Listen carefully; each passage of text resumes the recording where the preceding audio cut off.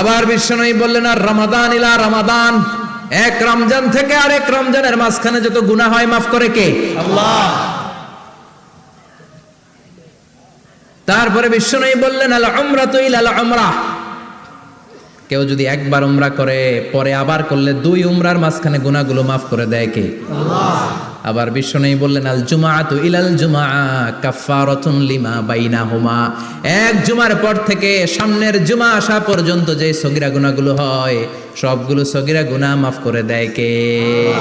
রজব শাবানে বরকতে দাও, রমজান মাসে গুনাহ ঝড়াও, সপ্তাহ জুড়ে তুমি বরকতে দাও, জুমার দিনেতে গুনাহ ঝড়াও, রজব শাবানে বরকতে দাও, রমজান মাসে গুনাহ ঝড়াও। ঠিক কি না? তার মানে জুমার দিন গুনাহ মাফের দিন। সারা